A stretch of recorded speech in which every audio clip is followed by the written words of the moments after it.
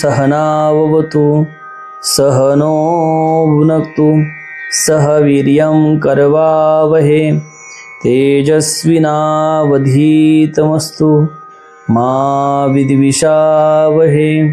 ओम शांतिः शांतिः शांतिः। कृष्णाय वासुदेवाय हरये परमात्मने प्रणतक्लेशनाशाय गोविंदाय नमो नमः। गुरुर्ब्रह्मा गुरुर्विष्णु गुरुर्देवो महेश्वरा गुरुर् साक्षात् परब्रह्म तस्मै श्री गुरवे नमः। यं हि न व्यथयन्ते ते पुरुषं पुरुषर्षभ समदुःखसुखं धीरं स्वमृतत्वाय कल्पते। भगवंताच्या असीम कृपेने, विश्वमाऊली ज्ञानोबरायाच्या असीम कृपेने, सकल संतांच्या आशीर्वादाने व सद्गुरुदेवाच्या आशीर्वादाने चालत असलेल्या या नित्य ज्ञानेश्वरी चिंतनामध्ये आज आपण ज्ञानेश्वरीतील दुसऱ्या अध्यायातील 15 क्रमांकाच्या श्लोकापासून प्रारंभ करत आहोत। यम हि न व्यथयन्ते ते पुरुषं पुरुषर्षभ समदुःख सुखम धीरं स्वमृतत्वाय कल्पते।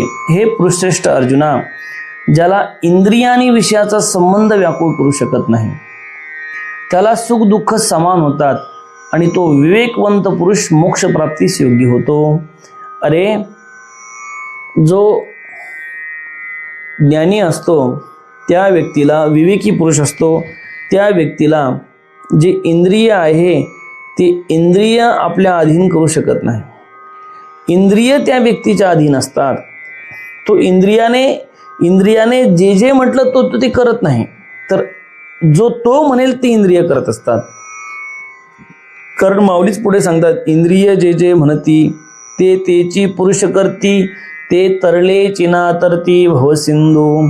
अरे, इंद्रियाच्या मागे जर एखादा धावला, एखादा इंद्रियाच्या मागे पळायला लागला, तर त्याला ते इंद्रिय विषयामध्ये घेऊन जातात, विषयामध्ये फरफटतात आणि विषयामध्ये घेऊन गेल्यानंतर त्या विषयापासून माणसाला सुख आणि दुःख या दोन्हीची प्राप्ती होते। विषयापासून सुखाचीही प्राप्ती होते आणि विषयापासून दुःखाचीही प्राप्ती होते। अरे, सुख जर विचार केला तर सुख पाहता जवा पाडे दुःख पर्वता एवढे। अरे, या संसारामध्ये, या विषयामध्ये सुख जर पाहिलं तर किती आहे। सुख पाहता जवा पाडे जवा सारखं आहे आणि दुःख पर्वता एवढे विशाल असं दुःख आहे। म्हणून जे जे इंद्रियाच्या अधीन आहे त्या भवसागरातून बाहेर निघू शकत नाही, या भवसागराच्या बाहेर ती येऊ शकत नाही। म्हणून विषयामध्ये जे आकळलेले आहे, विषयामध्ये जे आसक्त आहे, इंद्रियाचं जे काही म्हणणं ऐकणारे आहे ते त्या विषय जे सेवन करतात त्या विषयापासून सुख दुःखाची प्राप्ती करून घेतात। आणि जो कोणी विषय आहे त्या विषयाला सेवन करत नाही, म्हणजे विषय सेवन जरी केला तर त्यामध्ये तो आसक्त होत नाही, असा जो पुरुष आहे, असा जो विवेकवान पुरुष आहे, त्याला मोक्ष प्राप्तीस तो योग्य ठरतो, म्हणजे अधिकारी ठरतो। कारण विवेकी जो पुरुष असतो तो काय करतो, इंद्रियाला आपल्या ताब्यात ठेवतो। माऊली म्हणतात, का कुर्मजिया परी आपुले अवयव पसरी। अरे, कुर्म जसा आपले अवयव पसरवतो सुद्धा आणि आकुंचन सुद्धा तो करून घेतो। संकट आल्यानंतर ते सगळे अवयव आपल्या पोटाखाली घेतो। त्या पद्धतीने ज्ञानी पुरुष काय करत असतो की आपल्या इंद्रियावर काय करत असतो की ताबा ठेवत असतो। आणि म्हणून असा जो विवेकवान पुरुष आहे तो मोक्ष प्राप्तीस योग्य ठरत असतो। आता याच्यावर आपण विशेष चिंतन बघू। तर ही पुरुषम पुरुषर्षभ, हे पुरुषश्रेष्ठ अर्जुना, कारण हे पुरुषश्रेष्ठ अर्जुना, समदुःख सुखम, सुख दुःखात सम राहणारा, यम ज्या, धीरम बुद्धिमान, धीरम शब्दाचा अर्थ आहे बुद्धिमान, पुरुषम मनुष्याला, येते मा हे मात्र स्पर्श म्हणजे पदार्थ, न व्यथयंती विचलित किंवा सुखदुःखी करीत नाही, सह तो अमृतत्वाय अमर होण्यास समर्थ होतो, कल्पते समर्थ होतो, अर्थात तो अमर होतो. अरे जो व्यक्ती या सुखदुःखामध्ये सम राहतो, ज्यांच्यावर या सुखदुःखाचा परिणाम होत नाही, सुखदुःखाच्या तो पलीकडे जातो. भगवंताने सांगितलं आहे, सुखदुःखे समे कृत्वा लाभा लाभो जया जो, सुख दुःखे समे कृत्वा, सुख आणि दुःखामध्ये जो समान वागतो आणि लाभ आणि अलाभामध्ये म्हणजे लाभ हानीमध्ये सुद्धा जो समान असतो, असा जो ज्ञानी पुरुष आहे, त्या ज्ञानी पुरुषाला सुख दुःख दोन्ही प्राप्त होत नाही, उलट तो जो काही आहे मोक्ष प्राप्तीचा अधिकारी होतो. आता या ठिकाणी पुरुष शर्ब की पुरुष शर्ब या शब्दाचा उच्चार केलेला आपल्याला या ठिकाणी दिसून येतो. तर या ठिकाणी की अर्जुन जो आहे, त्या अर्जुनाची जी काही परिस्थिती आहे, कारण अर्जुन हा विचलित झालेला आहे आणि ही जी काही युद्धरूप परिस्थिती प्राप्त झाल्यानंतर त्याला आपल्या कल्याणाविषयी जो विचार केला आहे, त्या कल्याणाचा विचार करणे म्हणजे मनुष्याची श्रेष्ठता आहे. अरे अशा परिस्थितीमध्ये जो अर्जुन आपल्या कल्याणाचा विचार करत आहे, तीच खऱ्या अर्थाने मनुष्याची श्रेष्ठता आहे. आणि जो मनुष्य समदुःख सुखम धीरम, धीर म्हणजे बुद्धिमान, अरे तोच बुद्धिमान आहे की जो दुःख आणि सुखामध्ये सम राहतो आणि म्हणून सुख दुःखाच्या भोगण्यामध्ये जो कधीही आसक्त होत नाही. तर असा जो काही समपुरुष आहे, असा बुद्धिमान, यमही न व्यतयन्ते ते पुरुषम, असा धैर्यवान पुरुषाला मात्र स्पर्श म्हणजे हे जे पदार्थ आहे, पदार्थ त्याला अकळू शकत नाही. सो मृतत्वाय कल्पते, आणि ते पदार्थ त्याला अकळू शकत नसल्यामुळे असा जो धैर्यवान पुरुष आहे, तो पुरुष कशाला प्राप्त होतो, तर मोक्षपदाला प्राप्त होतो, त्याचा अधिकारी तो होत असतो. अरे बघा, प्रत्येकाच्या जीवनामध्ये सुख आणि दुःख हे दोन्ही गोष्टी येतात. असं या जगामध्ये कोणीच नाही की त्याच्या जीवनामध्ये सुख दुःख आलं नाही म्हणून. जो आज सुखी वाटत असला तो उद्या दुःखी आहे, जो उद्या दुःखी आहे तो परवा सुखी आहे. सुख दुःख सुख दुःख सुख दुःख हे सारखं चक्र चालू असतं आणि ते प्रत्येकाच्या जीवनामध्ये असतं. सुख दुःख, मग तुम्हाला शरीराची व्याधी असेल, अरे एखाद्याला नसेल बाकीच्या व्याधी, पण शरीराची व्याधी असते आणि शरीराची व्याधी असेल तर त्याच्यापासून तो दुःखी राहतो. एखाद्याचं धनाची कमतरता त्याच्याकडे असेल तर धन कमी असल्यामुळे तो त्याच्यापासून दुःखी राहतो. एखाद्याचं लग्नच होत नसेल, आहे का नाही, आता काही लोक येतात, महाराजांचं लग्नच होत नाही, आम्हाला सांगा एखादं काही आशीर्वाद द्या, एखादी मुलगी गिलगी भेटली पाहिजे. अरे बाबा, तुझं लग्न होत नाही तर आम्ही काय करावं, आहे का नाही, तुझ्या नशिबानं तुझं लग्न होईल, नाही तर नाही होणार. त्या प्रपंचाच्या गोष्टी आम्हाला कशाला सांगतो. अरे या प्रपंच सोडायसाठी आपण आश्रमात आलो आणि इथं येऊन लोक आपल्यापुढं प्रपंच मांडतात. महाराज आमचं असं झालं, तसं झालं, हे झालं, ते झालं, त्यांचा ऐकू. अरे बाबा, आम्ही हे सगळं सोडून इथं आलो कशासाठी. अरे हे करायचं नव्हतं म्हणून या ठिकाणी तुम्ही इथून येऊन आम्हाला त्या प्रपंचाच्याच गोष्टी सांगत आहे. महाराज आमच्या घरामध्ये असं चालू आहे, महाराज आमच्या घरामध्ये तसं चालू आहे, महाराज हे चालू आहे, महाराज ते चालू आहे, महाराज असं चालू आहे, तसं चालू आहे, प्रपंचाच्या गोष्टी. म्हणून ह्या ज्या काही प्रपंचाच्या गोष्टी आहेत त्या सुख दुःख या दोन्हीच्या त्या पलीकडे असतात. तर जे ज्ञानी पुरुष आहे ते ज्ञानी पुरुष या सुख दुःखाच्या पलीकडे असतात. त्यामुळे त्यांच्यावर त्याचा काय होऊ शकत नाही, तर त्यांच्यावर त्यांचा काय होऊ शकत नाही, प्रभाव पडू शकत नाही, त्यांच्यावर त्यांचा प्रभाव पडू शकत नाही. तर अशा पद्धतीने जो ज्ञानी आहे तो ज्ञानी सुख दुःखाच्या पलीकडे गेलेला असतो. म्हणून सुख आणि दुःख हे प्रत्येकाच्या जीवनामध्ये येत असतं, आहे का नाही. अरे आज ज्याला सुख आहे, काय आज ज्याला सुख आहे ते उद्या दुःखी आहे.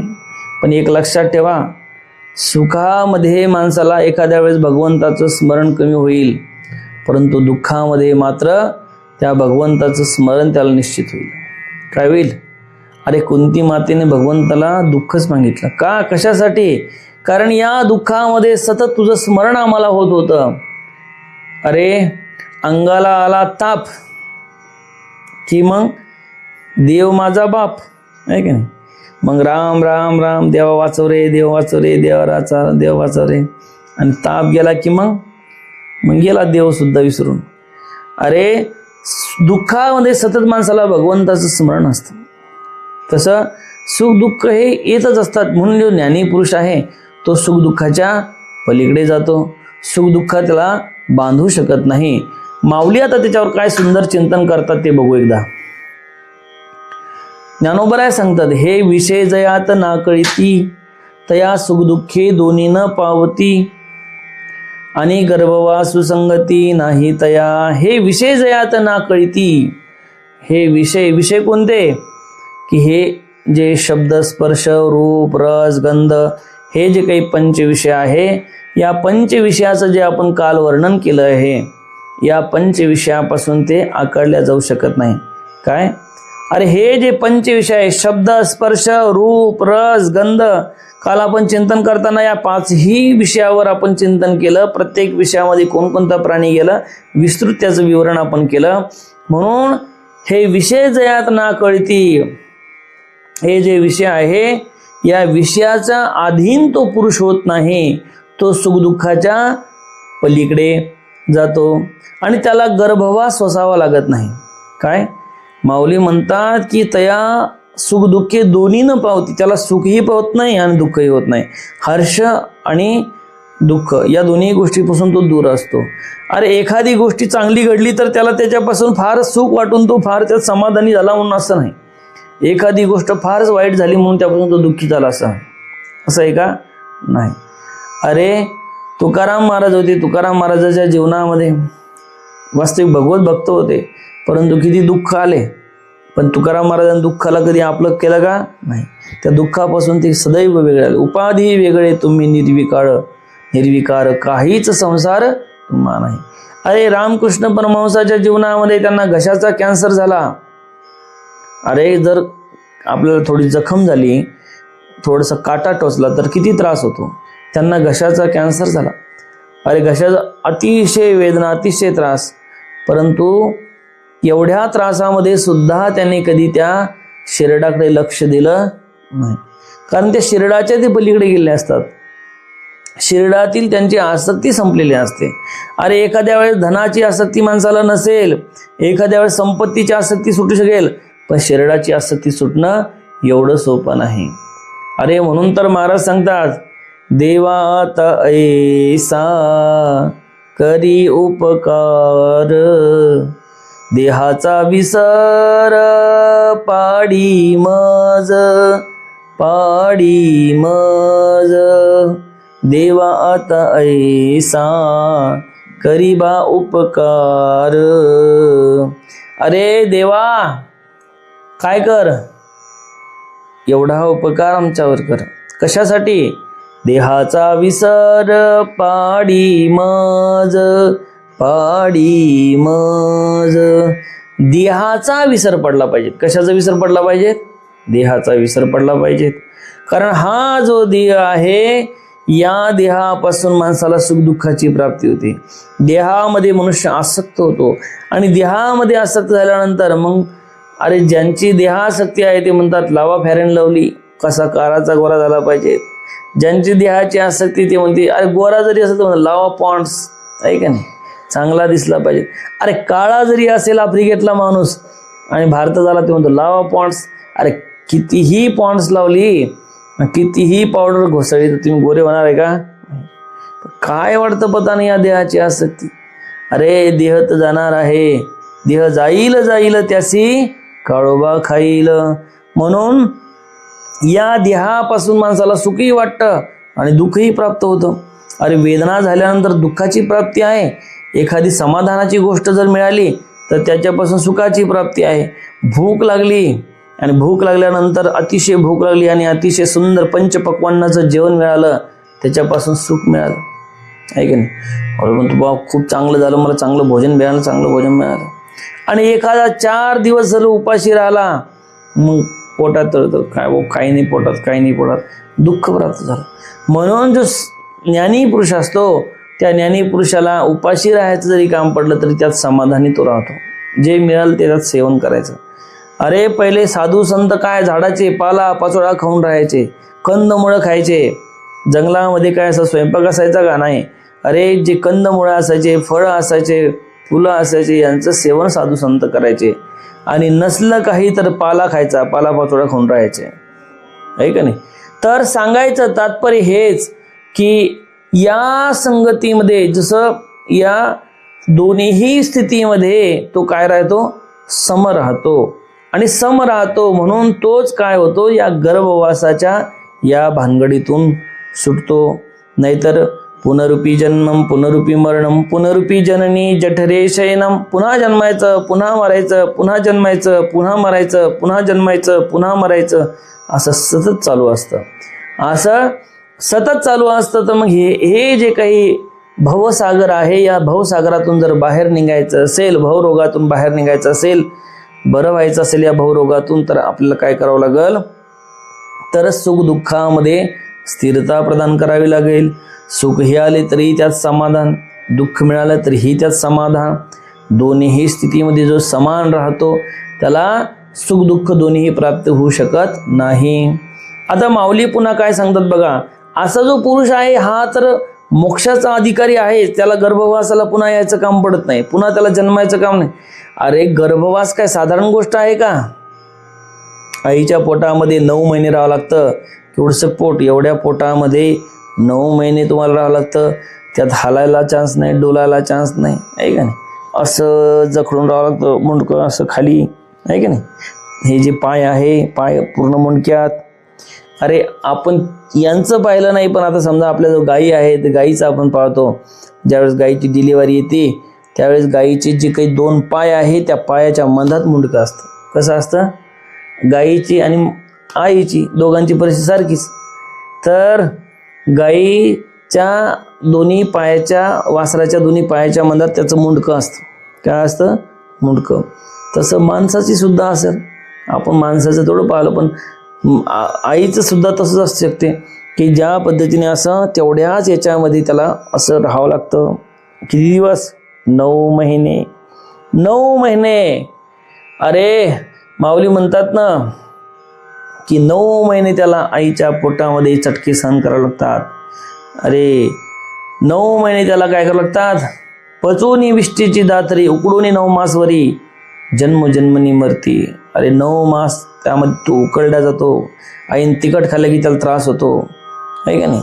आईची जशी परिस्थिती असेल तसं त्याला त्रास, तसं त्या गर्भाला त्रास होतो.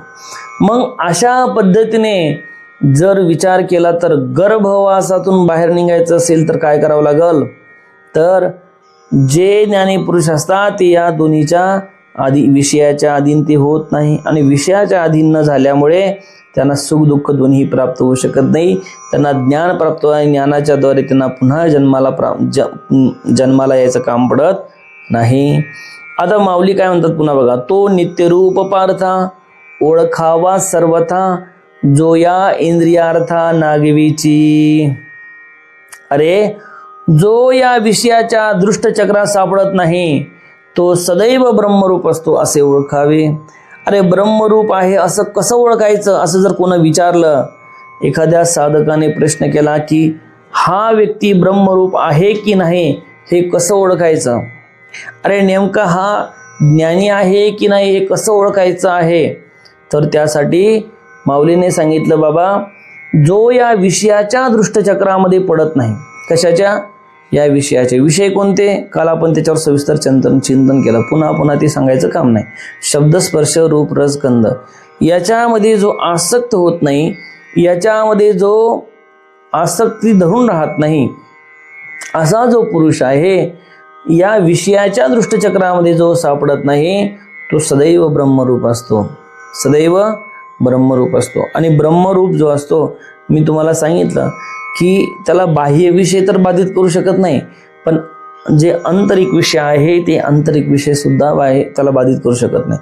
अरे पहिली गोष्ट, विषय भोगण्याची जी काही इच्छा आहे ती सुरुवातीला कुठे निर्माण होते? माणसाच्या अंतःकरणामध्ये निर्माण होते. डायरेक्ट माणूस विषय भोगत नाही. सर्वप्रथम विषय समोर दिसल्यानंतर काय? अरे विषय समोर दिसल्यानंतर माणसाच्या मनात लगेच हालचाल उत्पन्न होती की आपण त्या विषयाचं सेवन केलं पाहिजे, विषयाचा भोग घेतला पाहिजे, बरोबर आहे का नाही? विषय समोर, अरे आले गुलाबजामू समोर आणि वाढले सुपेशला आणि मुंबईकरला दिलं सोडून, आहे का नाही? तर लगेच आत चलबिचल सुरू होऊन जाते. मला नाही मिळालं, मला नाही मिळालं, मला नाही मिळालं, याला मिळालं, मला नाही मिळालं, मला नाही. आज झाला संघर्ष सुरू, संघर्ष सुरू झाल्यानंतर मग त्याला मिळालं आणि मला नाही मिळालं, याचं काय होतं? मुंबईकरला दुःख होतं, आहे का नाही? अरे दुःख होतं, त्याला वाटतंय, तो नाराज होतो, महाराज त्याला दिलं गुलाबजामुन, मला दिलेच नाही, आहे का नाही? मग रडायला लागतो, महाराज त्याला ऊस दिला, मला मिळालाच नाही, आहे का नाही? तर मग येतात डोळ्यात अश्रू. मग झाले काय झालं? दुःखाची परिणती झाली. अरे जर या ठिकाणी ज्ञानीपुरुष असता, तो म्हणला की त्याला मिळालं तरीही ठीक आहे, मला मिळालं तरी मी समाधानी आहे. अरे उलट त्याला पहिलं द्या आणि नंतर मला द्या. काय? त्याला पहिलं द्या आणि नंतर मला द्या. म्हणजे सांगायचं तात्पर्य की तो जो पुरुष आहे तो या इंद्रियाच्या संबंधानं अनासक्त असतो, विषयाच्या संबंधानं तो अनासक्त असतो. विषय त्याला आकळू शकत नाही, विषय त्याला आपल्याकडे ओढू शकत नाही. म्हणून तो नित्यरूप पदार्थ ओळखावा सर्वथा, जो इंद्रियार्था नागिवीची. अरे जो या विषयाच्या दृष्टचक्रामध्ये कधीही पडत नाही, असा जो पुरुष आहे, त्याला काय समजायचं आहे? तर ब्रह्मरूप समजायचं आहे. काय समजायचं? ब्रह्मरूप समजायचं आहे. पुन्हा भगवंत जे आहे ते अर्जुनाला काय उपदेश करतात ते आपण बघू. न सतो विद्यते भावो ना भावो विद्यते सतः उभयोरपि दृष्टवन्तस् त्वन्योस्तत्वदर्शिभिः. असत भाव न विद्यते. असत भाव म्हणजे जी गोष्ट असत आहे तिचं कधीही विद्यमान असू शकत नाही. सत अभाव न विद्यते आणि सताचा कधीही अभाव होऊ शकत नाही. तत्वदर्शिभिः अनयोः उभयोः, की जो तत्वदर्शी आहे तो या दोन्हीही स्थितीमध्ये सत आणि असत या दोहीचा निर्णय तत्वज्ञानी लोक हे जाणत असतात. त्यांना माहिती असतं की काय सत आहे आणि काय असत आहे, आणि जी सत आहे त्या सताचा कधी अभाव होऊ शकत नाही आणि असत जे आहे त्याचा कधी भाव असू शकत नाही. म्हणून असत वस्तूचं अस्तित्व कधीच असत नाही आणि सत वस्तूचं अभाव कधी असू शकत नाही. आता त्याच्यावर आपण विशेष चिंतन बघू. असतः असताचा तर भाव यानी सत्ता. भाव म्हणजे सत्ता, की न विद्यते विद्यमान नसतो तू, आणि सतः सतचा अभाव न विद्यते विद्यमान नसतो. अरे जे सत आहे त्या सतचं कधी अभाव होऊ शकत नाही आणि असत आहे ती कधीच त्याचा भाव असू शकत नाही, मग ती विद्यमान असू शकत. तत्वदर्शी महापुरुषांनी अनयोः या उभयो अपि दोन्हीचेही अंतः तत्व दृष्ट पाहिले आहे, अर्थात अनुभवले आहे. आता नासतो विद्यते भावः म्हणजे शरीर उत्पत्तीपूर्वीही नव्हते आणि मृत्यूनंतरही राहणार नाही. अरे शरीर ज्यावेळेस उत्पन्न झाले त्यावेळेस पूर्वी होतं का? अरे मुंबईकरचा चेहरा जो आहे तो पहिला होता का कोणाचा? नाही. अरे हे उत्पन्न झालं आणि नंतर राहणार सुद्धा नाही, कारण हे असत आहे. काय आहे? असत आहे.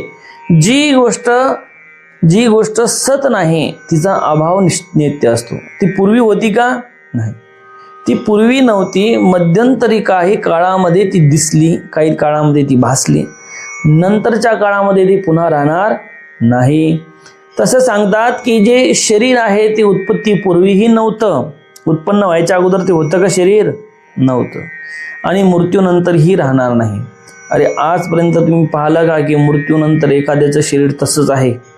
अरे लोक म्हणतात टाका जाळून, काही म्हणतात टाका पुरून, काही म्हणतात द्या गंगेत सोडून, आहे की नाही? ठेवतात का? अरे कितीही प्रेमाचा व्यक्ती असेल तर म्हणतात की नाही आता हा प्रेमाचा आहे, याला घरामध्ये फ्रेम करून तसंच ठेवा. असं पाहिलं का तुम्ही आतापर्यंत? फोटो लावतील भलाई त्याची आठवण म्हणून, पण शरीर ठेवताना दिसत नाही. म्हणून शरीराचा नित्य अभाव आहे. काय आहे? नित्य अभाव आहे. ते एका क्षणापुरतं निर्माण झालं आणि एका क्षणानंतर ते पुन्हा नाश पावलं. म्हणून हे जे शरीर आहे भूत भविष्य आणि वर्तमान या तिन्ही काळात कधीही भावरूपाने राहत नाही. कधी राहू शकतं का? नाही ना. ते भूतकाळात होतं ना भविष्यात राहणार आहे, वर्तमानामध्ये ते भासत आहे. तर म्हणून नास तो विद्यते भावः, ह्या पद्धतीने त्याचा कधीही ते विद्यमान असू शकत नाही. जसं म्हणतात, उदाहरण सांगतात एक की अग्नीमध्ये जसा लाकडासारखा, जसं संसार रूप सर्व संसार काळरूप अग्नीमध्ये लाकडासारखा निरंतर जळत आहे. हा जो संसार आहे तसं लाकूड टाकल्यानंतर ते कसं जळत राहतं, कसं जळत राहतं? निरंतर जळत राहतं. जसं जसं तुम्ही लाकूड टाकसाल तसं तसं जाळ लागत राहतो. त्या पद्धतीने ह्या संसार सुद्धा अशा पद्धतीने काय सतत जळत असतो आणि या संसारामध्ये आपण सुद्धा जळत असतो. म्हणून या संसाराचा अभाव आहे, तो सत नाही. संसाराचा अभाव आहे, तो सत असू शकत नाही. ना भावो विद्यते सतः, आणि जी सत वस्तू आहे तिचा अभाव होत नाही. आणि सत वस्तू कोणती आहे? अरे देह. देह काय आहे? असत आहे. इकडे लक्ष द्या. देह काय आहे? असत आहे. आणि देहामधील जी देही आहे ती सत आहे, तिचा कधीही अभाव असू शकत नाही. देह असत आहे परंतु देही सत आहे, कारण देही कधी नष्ट होऊ शकत नाही. पुढे भगवंत सांगणारच आहे. अनेक पद्धतीने भगवंताने या दुसऱ्या अध्यायामध्ये श्लोकाच्या चिंतनाद्वारे सांगितलं आहे की कशा पद्धतीने जो देही आहे तो कसा आहे? अमर आहे. तर जो देही आहे त्याचा कधीही नाश होऊ शकत नाही आणि देहाचा नाश निश्चित आहे. म्हणून नाभाव विद्यते सतः, की त्याचा कधीही अभाव होऊ शकत नाही. आता याच्यावर माऊली काय चिंतन सांगतात ते बघा. माऊली सांगतात, आता अर्जुना काही एक सांगेन मी ऐक, जे विचार परलोक ओळखिती. अर्जुना, आता तुला मी आणखीन एक गोष्ट सांगणार आहे जी ज्ञानी पुरुष विचाराने जाणतात. अरे या ओवीमध्ये फक्त पार्श्वभूमी तयार करून सांगितली. काय सांगितली माऊलीने? किंवा मी सांगणार आहे. अरे कधी कधी काही गोष्टी अशा असतात तुम्हाला सुद्धा म्हटलं जातं, अरे इकडं बघा, इकडं बघा, इकडं बघा. याचा अर्थ असा असतो की मी काय सांगणार आहे त्याच्यावर लक्ष द्या. काय? मी जे सांगणार आहे त्याच्यावर लक्ष द्या, लक्षपूर्वक ते ऐका. हा सांगायचा त्यातील काय असतो? तात्पर्य असतो, तात्पर्य भाव असतो. म्हणून मी काय सांगतो त्याच्याकडे लक्ष द्या. मी काय सांगणार आहे त्या गोष्टीकडे तुम्ही लक्ष द्या. तसं माऊली म्हणजे माऊली सांगतात की आता अर्जुना काही एक सांगीन मी ऐक, जे विचार पर लोक ओळखिती. अरे तुला मी आणखीन एक गोष्ट सांगणार आहे जे ज्ञानी पुरुष विचाराने जाणतात. काय? जे ज्ञानी पुरुष ती विचाराने जाणतात. विशेष गोष्ट सांगायची असेल तर माणसाला म्हणू लागतं इकडे बघ. काय म्हणू लागतं? इकडे बघ.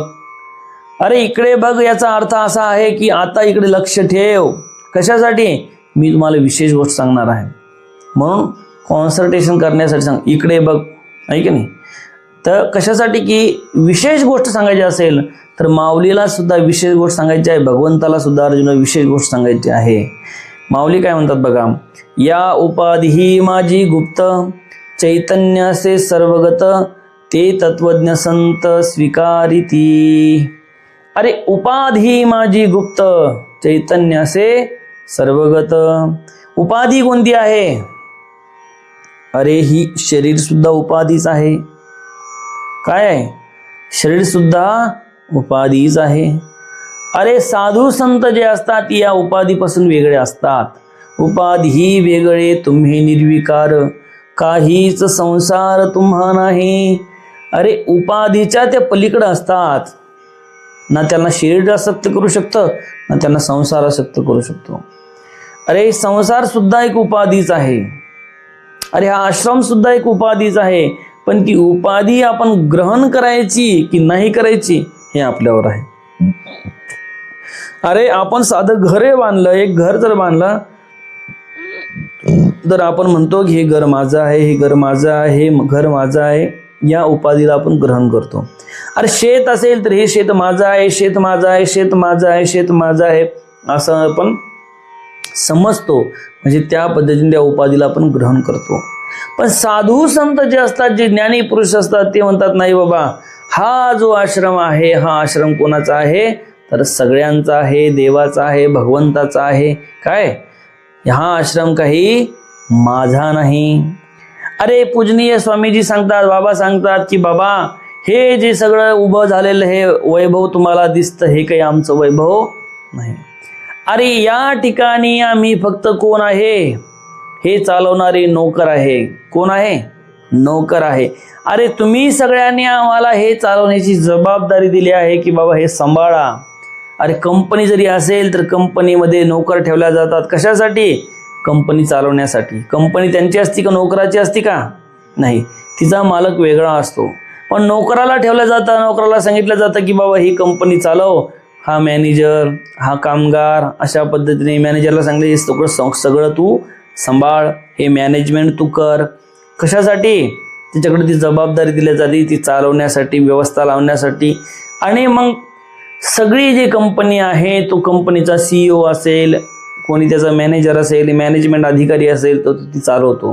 पण मालक त्याचा वेगळा असतो. काय असतो, मालक वेगळा असतो. आणि मालक वेगळा असतो आणि कंपनी चालवणारे वेगळे असतात. तसं जे साधू संत आहे, ते साधू संत हे समजतात बाबा हा जो आश्रम आहे, हा आश्रम आमचा नाही, तर आश्रम कोणाचा आहे, हा देवाचा आहे, भगवंताचा आहे, समाजाचा आहे.